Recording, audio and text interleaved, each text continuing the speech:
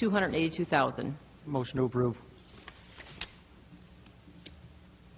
Support. I have a motion by Mr. Solers, supported by Ms. Brandana, to approve. Any discussion? Madam Chair, Yes, Mr. Solers? if I may, I've got a couple of questions for Mr. Alazazi. Mr. Alazazi, can you come up to the mic, please? As I've had several communications with Mr. Alazazi today, and I know there's been some uncertainty as to the process of the alternate bid of reusing existing insulation, and what happens if the contractor, the proposed contractor, runs into a situation where the insulation is not reusable. And I think there, among some of the council members, there was some uncertainty about that. If you wouldn't mind elaborating on that, so we're all on the same page, I'd appreciate it. Sure. For this particular bid from Schreiber, I think their original estimate, they estimated about 20% of having to reuse. In the instance that it's 50%, 75%, 80%, that's their cost. This bid will not exceed $282,000. So, Madam Chair, if I may, Mr. Solers. so they won't come. There is no opportunity for them to come back to you, to us, and say, we missed the bid. We need Absolutely to. not, unless we have some type of structural steel issue, which we don't see any issues with that. I mean, that'd be the only thing that could possibly come up, and we don't think that's even close to being an issue. Okay, Madam Chair. Yes, Mr. One more Solers. question, and I apologize for not asking you this last night, but in reviewing this, the bid for one of the other contractors, the ESCO bid, it came in, they're actually lower in price, but as I was reading their voluntary alternate, I noticed some discrepancy. Is that why that we can't use their alternate price? I believe that was one of the issues with ESCO, and I believe there was another issue in regards to The first thing I noticed is portion not being in there as far as structural steel or the framing for the skylights. okay, what I noticed is on the bid request, it says to mechanically attach 2 layers of 1.5 insulation, and on their bid it says basically adding it over. It doesn't say anything. It doesn't speak to how it's attached to the board. Correct, that was one of the issues. And I believe that came out to approximately 287 total, so it was roughly 5,000 above what Schreiber had. Okay, I was. There's two other issues there. There was 2 issues. Yeah, my math came out to 275, so it was actually a little bit lower. But I didn't know if the voluntary bid qualified or not. Right, because they were talking about 2,000 square feet and then adding a half inch of wood fiberboard or the existing roof insulation. So that's how we calculated that. So 282 was our lowest bid, that's from our calculation. Well, just going by the numbers, if you take the bid and then the skylight installation, then you subtract the voluntary alternate, I don't know, I was writing it down. Does anybody have a calculator? Well, that was only for 2,000 square feet. Oh, okay, that's what you're Utilizing- saying. So it's just not, it's not itemized on here Right. then. Okay, I got you. I'm with you. Okay, thank you. Okay. Madam Chair? Anybody else? Mr. Dillon? Yes. Did Wade Trim do the preparation of the specs on this?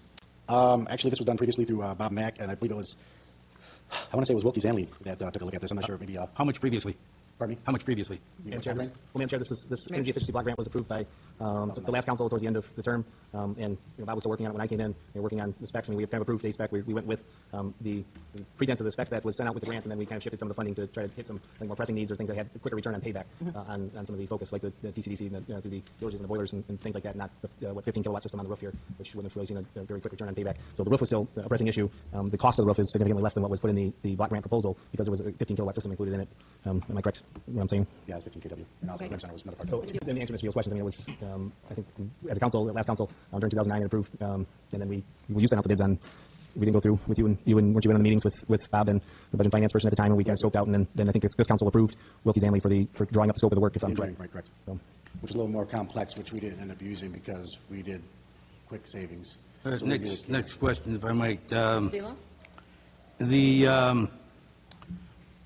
The publication was by a local newspaper, correct? Newspaper and Taylor Internet. Yeah. Taylor Internet. And so you received requests for a bid package from various contractors. Would that be correct? Specifications, right, which were on the website. Oh, okay. Was there, once you had a list of contractors who were interested in doing the job, was there a pre-bid meeting No. where all of those contractors could have known or been appraised of exactly what the specifications were on this job. Well, we were looking for their expertise. You know, we figured that they're roofing experts, that they would be able to do this. That's where the alternate came in. We knew the apples, we needed a new roof, we needed a PVC roof, we needed a cool roof, we needed to be 60 mil, and we knew exactly, we knew what our budget was. We wanted to see them come in, and then we asked for an alternate with their expertise. There was a bid packet given to them, or the bid packet was online? It was a big pack given from us, we put it online, correct? From And, our department.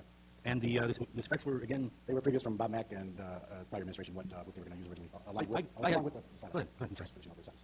I had a call from one of the contractors who said that he went to the building, and because he did not have the information that he thought necessary to prepare his bid, he measured the building.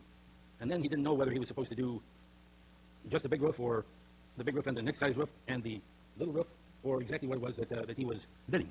And I wonder if that is typical. I've done bids on construction previously, and I never had to ask that question because everything was laid out in a package, and there were pre-bid meetings. It says DPW roof, entire roof. I mean, there was no portions of roofs. And there's 5 bidders there that bid on that same roof, so I mean, that wasn't brought to my attention. And the bids were pretty close. I see I have a problem here. Because 2 weeks ago, we gave a cement contract to a contractor who thought he knew what he was bidding on, but as it turned out, he came here and told us that he didn't. We were assured that everything was okay, everything was cool, and we didn't give that contract the best. Now, I don't know whether Schreiber is the correct person to give this bid to, because I don't know whether the bid was a good bid. And So are you referring to the specifications? I'm sorry. The scope? Yeah, I don't think they knew. According to him, he didn't know the specifications. Maybe he didn't look at them online, they were No, online. the maybe is the part that I'm concerned about. No, absolutely, they were online. The specs and scope was online. Madam Chair, Mr. Mayor. I don't mean to interrupt, Mr. Velo. And I mean, Schreiber's done, I mean, the question is Schreiber's did a good bid? I mean, I think they've done work for the city for many years, certainly predating you or I. But I believe they've been on the roof and have done repairs in the last few years. We had issues, I think, right away with some leaking and some questions about whether the roof needed to be repaired now or could wait, as part of this plan. I mean, does anybody else, are you aware, does anybody go up on the roof and inspect? Because I'm pretty, Yeah, we sent several contractors over there, they've been up there. I know when Mr. Lang was here that he was up on the roof all the time with contractors. That's what pushed us to go ahead and continue on the roof to complete the roof. And I believe Schreiber did do our library, or the library also. So they were the same contractor that did, I think, in the last term that the council approved for the library and did the cool roof with the white. And again, Mr. Gillo, this is our recommendation from our office. If you guys so choose to choose another contractor, go I ahead. didn't say anything about choosing another contractor. What my concern is that we are protecting people who bid on our projects. I want to make sure that they all have an equal chance to have their bid accepted. And I felt bad about the bid 2 weeks ago, and I feel equally bad about this bid. I don't think our bidding procedures are up to snuff, and that's just about all I have to say on that subject. Madam Chair, this was a sealed bid that was due at a specific time, was opened up, all had the same opportunities, all had the phone number and the contact information and who to touch base with if they had questions. They all had the same information to work from. I mean, I don't know, And of course, unless Mr. Beal would like, this councilman would like us to write the bids for them, then that would be a different issue. But I mean, I think that we have, we have 5 contractors that came out and did this. I think if I might, that a contract that's worth $300,000 is one that probably should be spec'd by either an architect or a person who is a consultant, a roofing consultant. And I think that a proposal that was put together in the previous council, sometime in the previous council, may be stale by this time. And as I said, my only concern